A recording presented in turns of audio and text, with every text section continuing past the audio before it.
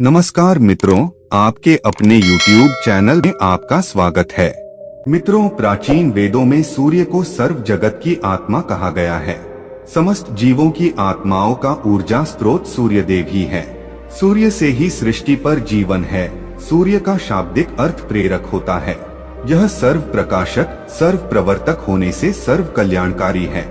यजुर्वेद में कहा गया है, चक्षु सूर्योजायत, अर्थात सूर्य भगवान का नेत्र है। इसीलिए साक्षात भगवान सूर्य की किरणों के माध्यम से समस्त संसार का संचालन करते हैं। मनुष्य को सूर्य भगवान को जल देकर उनका आभार प्रकट करना चाहिए। यदि नित्य सूर्य को जल देना संभव नहीं है तो व्यक्ति को रविवार के दिन सूर्य देव को जल अवश्य ही देना चाहिए। इससे मनुष्य को सूर्य देव की कृपा प्राप्त होती है। मित्रों, सूर्य इस संपूर्ण सृष्टि के प्रत्येक जीव का आधार है। सूर्य देवता के बिना तो जीवन की कल्पना भी नहीं की जा सकती है। परम तेजस्वी सूर्य देवता की उपासना करने की परंपरा अत्यंत प्राचीन काल से चली आ रही है। सूर्य देवता की पूजा के साथ ही उन्हें अर्घ्य देने का भी प्रचलन है।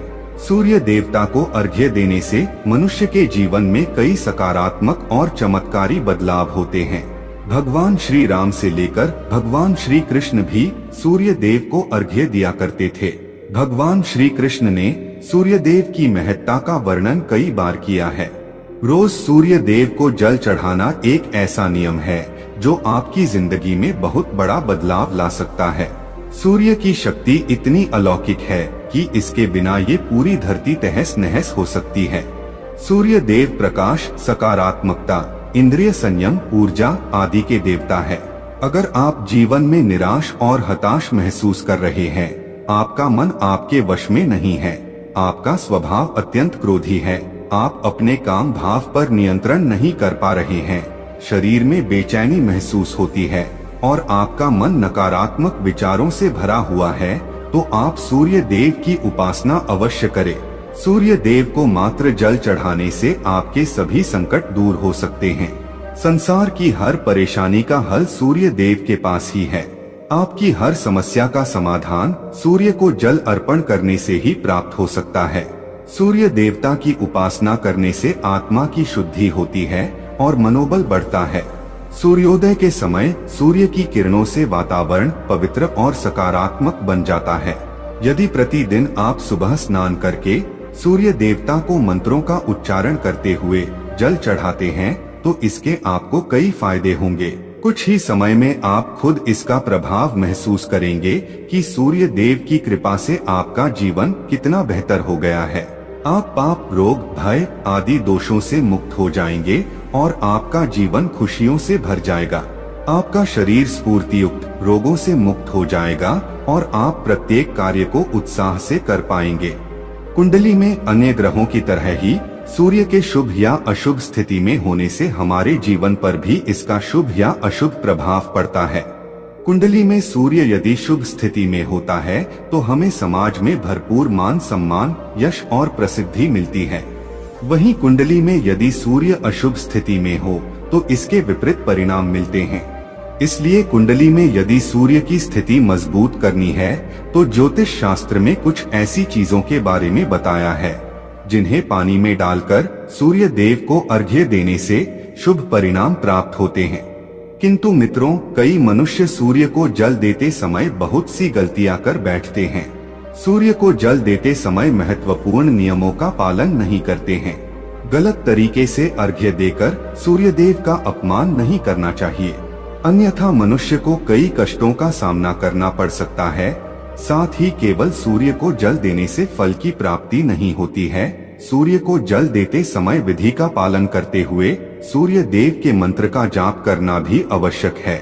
तभी सूर्य को जल देने का फल मनुष्य को प्राप्त होता है।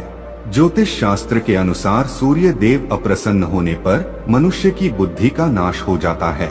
उसे चारों ओर से अपमान का सामना करना पड़ता है। ऐसे व्यक्ति की आंखों की रोशनी चली जाती है और उसे गंदा भोजन प्राप्त होता है। फल स्वरूप व्यक्ति की विद्या कम हो जाती है।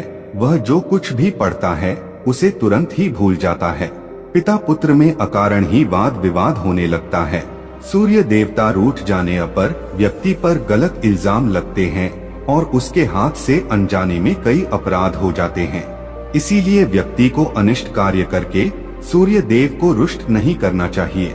इस प्रकार से सूर्य देव का हमारे जीवन में सबसे अधिक महत्व है। यदि आप अपनी मनोकामनाओं की पूर्ति करना चाहते हैं तो सूर्य देव की उपासना अवश्य करें। आइए जान लेते हैं सूर्य को अर्घ्य देने के वह महत्वपूर्ण नियम कौन से हैं। सूर्य को जल देते समय हमें कौन सी गलतियां नहीं करनी चाहिए और सूर्य को जल देते समय कौन से मंत्र का जाप करना चाहिए ताकि हमें सूर्य उपासना का संपूर्ण फल प्राप्त हो। सबसे पहले तो हम यह जान लेते हैं कि सूर्य को अर्घ्य देने का अर्थ क्या होता है। तो मित्रों, अर्घ्य देने से तात्पर्य यह है कि सूर्य देवता को भक्ति भाव से जल अर्पण करना। यह जल आप दोनों हाथों की ओंजल बनाकर या तांबे के पात्र में शुद्ध जल भरकर उसे सूर्य देवता को समर्पित करें। लेकिन ध्यान रहे कि यदि आप हाथों की ओंजल बनाकर सूर्य देवता को अर्घ्य दे रहे हैं तो अपने हाथों की तर्जनी और अंगूठे को एक दूसरे से जोड़कर ना रखें, यानी कि एक दूसरे का स्पर्श ना होने दें। दोनों हाथों के अंगूठों को फैलाकर रखें। यदि हम तर्जनी और अंगूठे को जोड़कर रखते हैं तो यह राक्षसी मुद्रा बन जाती है और इस मुद्रा में सूर्य को अर्घ्य देना अशुभ माना जाता है।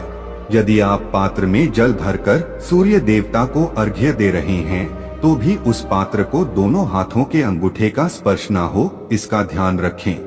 अर्घ्य देते समय अपने दोनों हाथों को ऊपर उठाकर पात्र को पकड़े और सिर झुकाकर रखें। सूर्य देवता को अर्घ्य हमेशा सूर्योदय के समय देना चाहिए।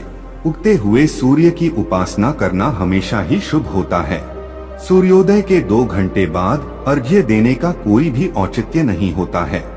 यदि किसी कारणवश आप सूर्योदय के समय अर्घ्य ना दे सके तो 3 बार अर्घ्य देने के बजाय 4 बार अर्घ्य दें और सूर्य देवता से क्षमा मांग लें। इससे दोष कम हो जाता है। सूर्य को जल तांबे के पात्र में ही देना चाहिए। तांबा को सूर्य देव की प्रिय धातु माना गया है। इसीलिए सूर्य को जल देने के लिए केवल तांबे से बने पात्र का ही प्रयोग करना चाहिए। अन्य धातुओं से बने पात्रों में सूर्य को अर्घ्य देने से कोई लाभ प्राप्त नहीं होता है। परमात्मा ने सूर्य को जगत में प्रकाश करने, संचालन करने, अपने तेज से शरीर में ज्योति प्रदान करने तथा जठराग्नि के रूप में आमाशय में अन्न को पचाने का कार्य सौंपा है।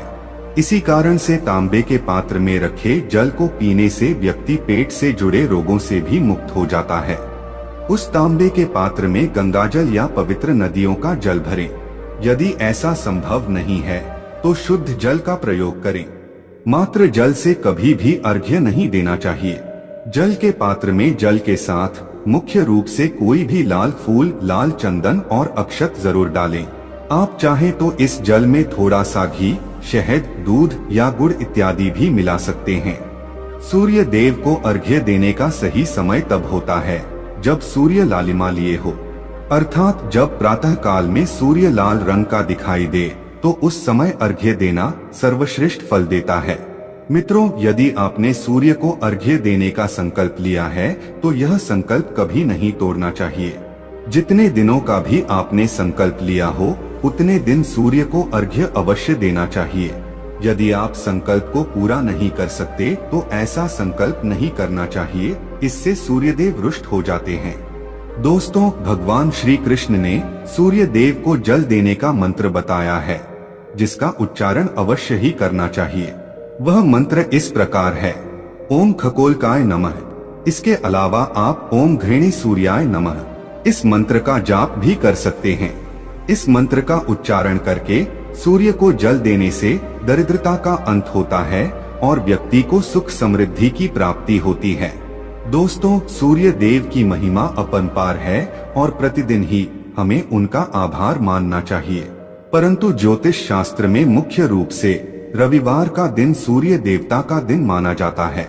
इसलिए अपनी कुंडली से सूर्य दोष को दूर करने के लिए आपको रविवार के दिन विशेष रूप से सूर्य देवता का उपवास रखना चाहिए और सूर्य से संबंधित वस्तुओं का दान करना चाहिए। सूर्य देव से संबंधित वस्तुएं हैं तांबा, गेहूं, गुड़, चंदन तथा पीले रंग के वस्त्र आदि। इन वस्तुओं का रविवार के दिन दान करने से व्यक्ति के सभी दुखों का अंत होता है। यदि आप बीमार है अथवा घर में सूतक है या अन्य कोई समस्या है जिसके कारण आप सूर्य देव को अर्घ्य नहीं दे पा रहे हैं, तो इसके लिए शास्त्रों में मानस पूजा का प्रावधान किया गया है, यानी कि आप अपने मन में ही सूर्य देव को अर्घ्य दे सकते हैं। मित्रों, सूर्योदय पूर्व दिशा से होता है और यदि किसी कारणवश सूर्य देवता दिखाई नहीं दे रहे हैं तो आप उनका मन ही मन स्मरण करके पूर्व दिशा की ओर मुख करके उन्हें अर्घ्य दे सकते हैं, लेकिन कभी भी सूर्य को अर्घ्य देने का संकल्प ना छोड़े। तो दोस्तों, इस प्रकार से आप भी सूर्य देव को अर्घ्य देकर सूर्य देव की कृपा प्राप्त करें। तो दोस्तों, यह कहानी आपको कैसी लगी हमें कमेंट सेक्शन में जरूर बताना, और अच्छी लगी हो तो इस चैनल को सब्सक्राइब जरूर कर लेना।